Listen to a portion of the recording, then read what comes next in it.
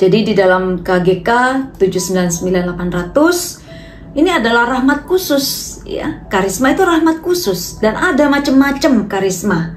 Dan banyak sekali yang luar biasa. Ternyata dalam gereja Katolik ada peristiwa-peristiwa orang kudus membangkitkan orang mati, ya. Kemudian penyembuhan itu sampai sekarang kita bisa menyaksikan dan mengalami juga, ya. Kalau kita ikut adorasi, misa penyembuhan, banyak orang yang sembuh. Nah, semua itu diarahkan kepada pengudusan, ya, dan bertujuan pada kesejahteraan umum gereja. Pengudusan artinya ya kita sendiri sebenarnya yang melayani harusnya juga menjadi lebih kudus, ya. Tapi tidak otomatis. Nah, itu yang membedakan antara sabta karunia dan karisma sebenarnya. Jadi keduanya ini disebut karunia Roh Kudus, ya. Satunya itu sabta karunia itu adalah untuk memperlengkapi kita supaya kita jadi kudus masuk surga, ya. Kita bisa jadi anak Allah, hidup sesuai dengan Injil, mengikuti apa yang menjadi kehendak Tuhan. Sedangkan karisma itu untuk orang lain, diberikan pada kita untuk kepentingan gereja, untuk kepentingan pelayanan, untuk kepentingan orang lain. Nah, membangun gereja. Jadi kalau sabta karunia itu yang kita minta pada waktu novena, ya. Datanglah ya roh takut akan Tuhan, roh kesalehan, roh kebijaksanaan, roh pengetahuan. Itu semua ada 7 yang kita minta supaya kita jadi kudus. Nah, tapi kalau karisma itu macam-macam. Sebenarnya nggak cuma yang di sini. Ada orang yang karismanya itu kalau ketemu orang yang nggak punya tempat tinggal itu, ayo silakan nginep di rumahku aja. Itu hospitality, ya, keramah tamahan. Rasanya punya uang itu dibagikan kepada orang lain untuk melayani mereka supaya dapat makan, tempat tinggal yang enak dan lain sebagainya itu dengan mudah begitu. Karena dia punya karisma itu, ya. Nah, sedikit lagi perbedaan antara sabta karunia dan karisma. Ya, ini menyempurnakan kebajikan teologal dan moral. Dan ini sifatnya tetap, ya, orang yang biasanya bijaksana terus bertumbuh seiring dengan kematangan rohani, seiring juga dengan latihan-latihan rohani. Dia mau nggak menyangkal diri, berlatih. Nah, itu akan menolong dia untuk semakin bertumbuh di dalam kekudusan dan juga bertumbuh di dalam sabta karunia. Ini sudah ada benihnya waktu kita dibaptis. Jadi waktu kita dibaptis, kita sudah ada benih untuk menjadi orang kudus. Tinggal bagaimana kita mempraktekkan iman kita, melakukan, ya, latihan-latihan, melaksanakan pelayanan kita, hidup yang baik di dalam keluarga, pekerjaan dan lain, dan gereja dan di masyarakat. Itu akan mendorong bertumbuhnya juga sabta karunia seiring dengan kematangan rohani. Jadi tidak otomatis, ya, itu juga perlu upaya dari kita. Sedangkan karisma itu memang waktu diberikan oleh Tuhan itu sudah komplit, bisa langsung dipakai.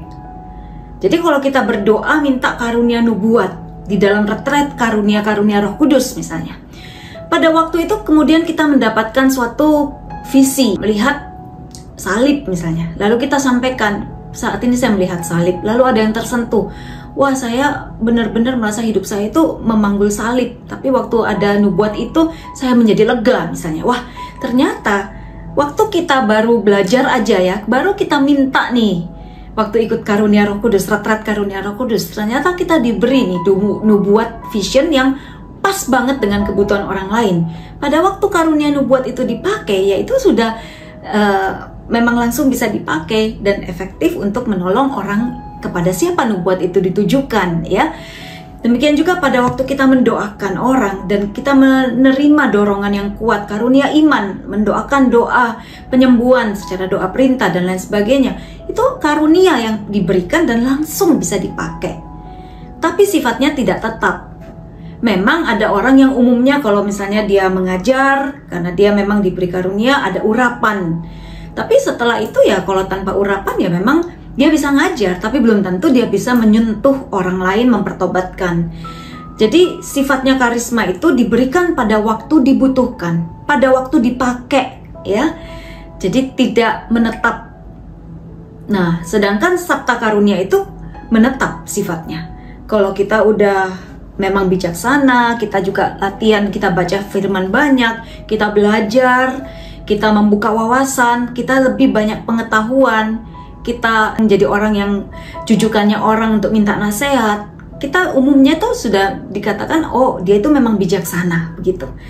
Tapi kalau karunia penyembuhan, memang biasanya dia dipakai oleh Tuhan. Tetapi kalau tidak ada karisma, tidak ada urapan, dia nggak bisa nyembuhin orang gitu. Bukan karena dia, karena memang Roh Kudus melewati dia pada saat doa penyembuhan itu berlangsung. Sehingga orang yang didoakan itu sembuh. Nah memang orang-orang yang menerima karisma itu adalah umumnya orang-orang yang sudah mengalami pencurahan Roh Kudus. Atau sudah hidup di dalam bimbingan Roh Kudus. Karena dia udah terbuka pada karya Roh Kudus. Dia udah rindu untuk menerima karunia Roh Kudus. Dia udah tahu apa itu karunia Roh Kudus. Makanya kita perlu belajar di dalam komunitas kita. Sehingga kita rindu. Kita tahu caranya untuk minta. Kita tahu caranya pakai. Kita tahu kapan kita dipakai, digerakkan oleh Roh Kudus untuk melayani doa ini. Kita tahu ini, oh ya ini adalah saatnya aku menyampaikan sabda pengetahuan, nubuat, dan lain sebagainya. Hal-hal praktis kita pelajari supaya kita bisa memakai karunia ini. Kita bisa dipakai oleh Tuhan untuk melayani dengan karisma. Jadi macam-macam karisma sebenarnya ini pun tidak terbatas hanya ini ya. Sebenarnya sangat banyak, tetapi umumnya kita akan belajar mengenai 9 karisma ini yang ada dalam 1 Kor 12 ayat 7 sampai 11 ya. Yang kita bagi jadi 3 bagian, yaitu karunia sabda, karunia tanda, dan kebijaksanaan. Sabda itu lewat perkataan, tanda lewat tindakan, kebijaksanaan kuasa untuk mengetahui. Dulu saya itu nggak ngerti karunia nubuat. Saya waktu itu baru awal banget ikut KTM ya. Jadi tahun 90-an, 94-an itu ya. Tapi dalam hati tuh rindu sekali nubuat. Entah kalau baca kitab suci, lihat karunia nubuat itu rasanya, aduh Tuhan, aku rindu banget gitu. Lalu saya tanya pada seorang yang senior, wah itu mah susah katanya. Itu hanya untuk orang-orang tertentu aja yang udah berkembang gitu, udah mateng. Nah, tapi mendengar jawaban dia itu nggak mengecilkan, nggak menyurutkan niat saya untuk merindukan itu, ya, merindukan karunia nubuat. Akhirnya saya ikutlah retret karunia Roh Kudus waktu itu di Ngadireso. Dan waktu workshop itu, suster mendoakan siapa yang menerima nubuat saat ini, ada yang menerima gambaran. Dan waktu itu saya merasa saya menerima gambaran itu. Dan ternyata setelah dikonfirmasi, ih benar ada yang tersentuh gitu kan. Jadi ketika kita rindu, Tuhan memberikan. Nah, jadi nggak usah terlalu bingung ya, kok aduh kok banyak. Ya, puji Tuhan banyak ya. Sehingga kita kan diperlengkapi dengan banyak karisma untuk menolong kita dalam berbagai macam pelayanan. Ada orang yang juga mungkin, aku maunya yang ini aja, yang ini nggak mau. Nah, itu namanya membatasi Roh Kudus. Biar Roh Kudus yang menaruh kerinduannya dalam hati kita, supaya kita merindukan, dan juga nggak usah membatasi. Ada orang yang dikasih 1, ada yang kasih 5, ada yang kasih banyak, terserah Roh Kudus ya. Dalam 1 Kor 12:28 juga seperti ini, macam-macam nih. Ada karunia menjadi rasul, ya, nabi, pengajar, yang melakukan mukjizat, penyembuhan, karunia melayani, karunia memimpin, berkata-kata dalam bahasa roh. Ini ada memang tumpang tindih dengan 1 Kor 12:7 dan 11, tapi tidak apa-apa. Yang penting kita tahu bahwa karisma itu berbagai macam, banyak ya, menasehati, membagi-bagikan sesuatu. Ada orang punya makanan dikit aja dia bagiin semua, ada orang seperti itu kan. Ada yang menjadi suka menggembalakan, membimbing orang. Kalau dia membimbing itu bisa ngayomin gitu. Nah, itu semua adalah karisma. Nah, kapan-kapan mungkin kalau sempat ada inventory karunia ya, kita bisa paling nggak meraba-raba di mana ya kira-kira aku itu dipanggil untuk mengembangkan karunia tertentu, atau Tuhan pakai aku di dalam pelayanan secara khusus itu apa gitu, dengan karisma apa. Nah, tujuannya apa nih? Sekali-sekali bukan untuk membanggakan, bukan untuk kebanggaan kita ya, tetapi pertama-tama untuk menumbuhkan orang lain dan juga kita sendiri bertumbuh, membawa orang pada pertobatan ya. Perwujudan karisma itu bukan pada waktu dia hebat nyanyi di depan itu, wah bagus banget, nggak ada yang fales, kata-katanya itu powerful banget. Tapi kalau orang lainnya cuma nonton gitu, terkesima sama performance dia misalnya gitu, tapi tetapi tidak sungguh-sungguh terjadi pertobatan, nah itu mungkin nilainya itu lebih kecil ya dibandingkan orang yang dengan perkataan yang sederhana, tetapi kemudian benar-benar menembus hati orang. Karena dia punya banyak sekali bergaul dengan Tuhan, bertumbuh di dalam cinta. Saya pikir yang paling pokok adalah kasih ya. Semakin banyak tabungan kasih kita ya, maka semakin mudah orang itu mengalami kasih Tuhan lewat kita. Jadi karisma itu dasarnya harus kasih. Intinya adalah hidup yang dipenuhi cinta. Kalau orang mengusir setan ya, memang karena mengasihi orang yang sedang kerasukan setan, pasti kan gitu. Bukan supaya latihan atau supaya dia makin lama makin hebat bisa ngusir setan yang lebih kuat, nggak gitu kan tujuannya. Tapi karena belas kasih, digerakkan oleh hati yang berbelas kasih untuk menolong orang lain.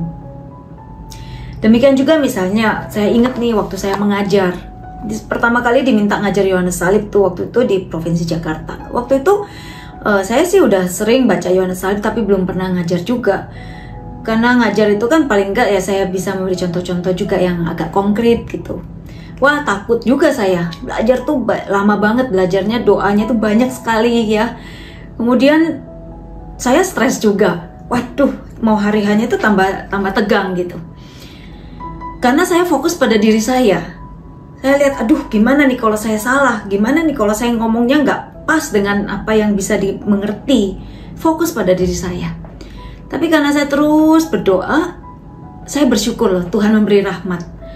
Kurang beberapa menit gitu sebelum saya memberikan, Tuhan itu seperti memberikan suatu pengertian dalam diri saya, memberikan satu belas kasih cinta di dalam hati saya, sehingga fokus saya itu bukan lagi pada diri saya, tapi pada orang-orang yang ada di hadapan saya. Bagaimana mereka itu sungguh-sungguh mengalami ya pengajaran ini menolong mereka, menumbuhkan mereka. Ketika saya switch fokus itu pada orang lain, itu ada kasih yang mengalir dalam hati saya.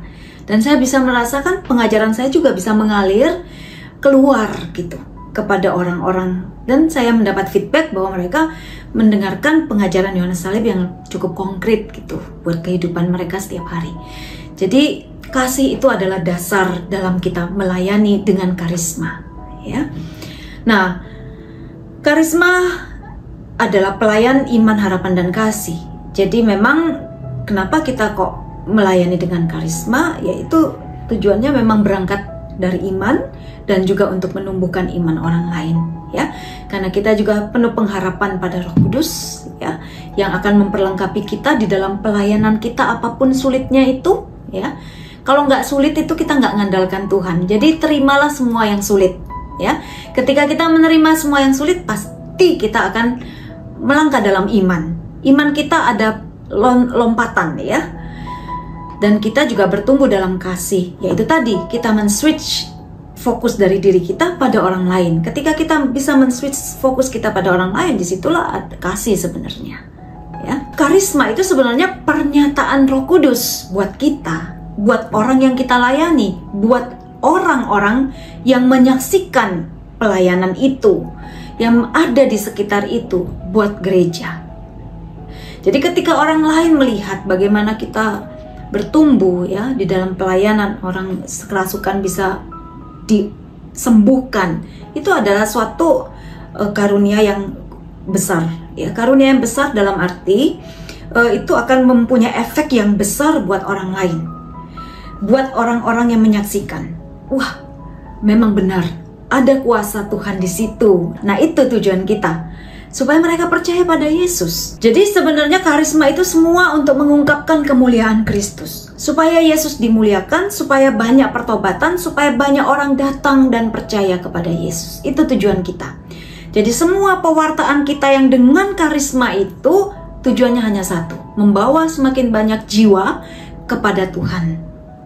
Nah, jikalau penghibur yang akan kutus dari Bapa datang, yaitu Roh kebenaran, ia akan bersaksi tentang aku, ya, tentang Yesus. Ia akan memuliakan Yesus. Jadi kalau kita sekali-sekali di dalam hati itu memuliakan diri sendiri, hati-hati, cepat-cepat kembalikan lagi ya. Oh iya ya, aku ini alat, aku ini keledai. Yang ditepuk tanganin itu Yesus ya, bukan aku. Ingat, kita keledai, yang disambut adalah Yesus. Yang sebenarnya dicari itu Yesus, bukan kita. Nah, semakin kita mau melepaskan dari ujian, dari pengakuan, dari buah-buah pelayanan kita, semakin kita bisa dipakai oleh Tuhan. Karena tidak ada bahaya bahwa kita jatuh di dalam dosa, kesombongan. Kalau sampai kita jatuh, Tuhan juga akan kasihan sama kita ya.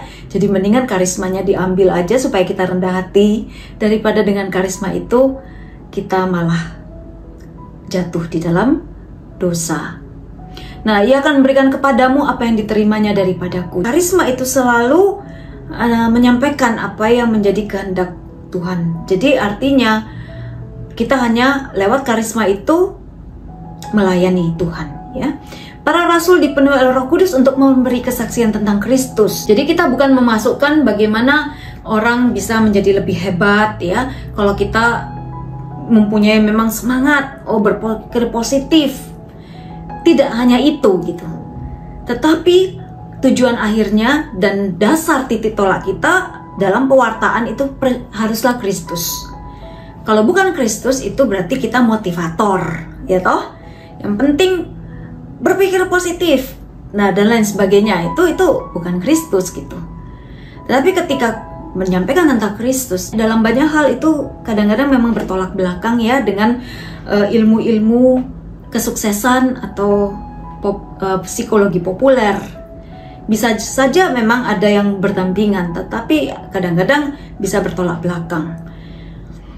Misalnya dalam hal bagaimana kalau kita mengalami hinaan lah misalnya.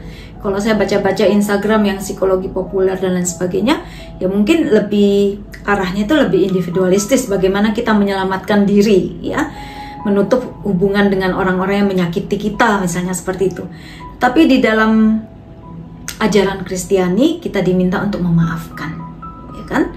Nah, ternyata memang yang membawa damai secara sesungguhnya itu ketika kita mau membuka pintu maaf.